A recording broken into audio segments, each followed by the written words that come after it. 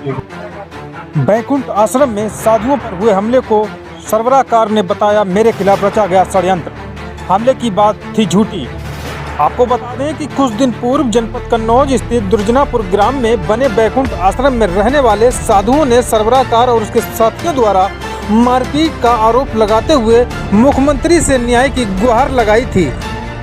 उसी घटना को झूठा बताते हुए आश्रम के मुख्य प्रबंधक उमा दत्त दुबे पुत्र सिद्ध गोपाल दुबे ने बताया कि उक्त निजी भूमि पर अराजक तत्वों द्वारा निजी जमीन पर कब्जे की नियत से वहां पर डेरा डाला गया। इसकी जानकारी जब मुझे हुई तो उन लोगों ने आश्रम खाली करने की बात कही, जिससे वह लोग उग्र होकर हाथापाई करने पर आमादा हो गए और मुझे ही दोषी बताकर साधुओं द्वारा तथाकथित कुछ लोगों के बहकावे में आकर बदनीयती के चलते झूठी कार्रवाई की गई।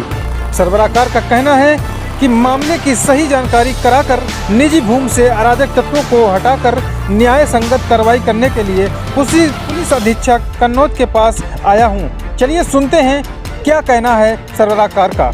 तो अब कल मुलाकात होगी तो प्रार्थना पत्र देंगे उनको हम और अपनी फरियाद उनसे करेंगे, क्योंकि ऐसा हमारा सदस्य वगैरह जो है वो सब कह रहे हैं कि इनको तत्काल हटवाइए यहाँ से, या उचित नहीं है कि यह आश्रम पर रुकें, क्योंकि हमारी बगैर मर्जी के नहीं रुक सकते और ना हम उन्हें रुकने का आश्वासन देते हैं और ना हम उन्हें रुकने देंगे, ऐसा हमारा विचार है। क्योंकि आश्रम की निजी संपत्ति है, भूमि, वहाँ समाधि, मंदिर, बाग जो भी है वह महाराज स्वामी आचार्य सरस्वती सत्संग आश्रम की है, वह किसी दूसरे की नहीं। हम तो उसके सेवक हैं या प्रबंधक हैं, ये मान के हम चलते हैं और हम विगत 40 वर्षों से हम उसकी सेवा करते चले आ रहे हैं। आपके साथ में एक लोग और ये हैं, ये कौन है? ये हमारे आश्रम के ही भक्त हैं और हमारे ट्रस्ट मेरी हैं, आप हमारे सदस्य हैं, ट्रस्टी हैं। तो अभी ये जो क्या सच्चाई है, ये घटना हुई है उसमें क्या सच्चाई है?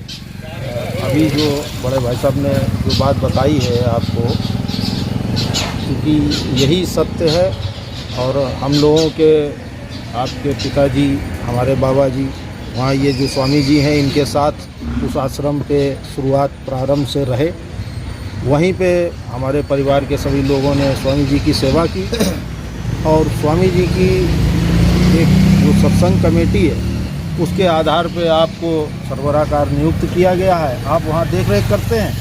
लेकिन वहाँ के लोगों का कहना है कि जो सरबराहकार हैं उन्होंने बाकी सदस्यों को हटा दिया है, अपना खुद जो है पैरोकार बने हुए हैं, सरबराहकार बने हुए हैं, उस पर कब्जे की नीयत है इनकी, ऐसा कुछ। अब ऐसा होता है कि गांव है या परिवार है तो जो लोग भी हमसे थोड़ा सा ईर्ष्याव्रत जो लोग रहते हैं संग साथ में, तो उनको ये लगता है कि इनका अपना कब्जा इन्होंने कर रखा है।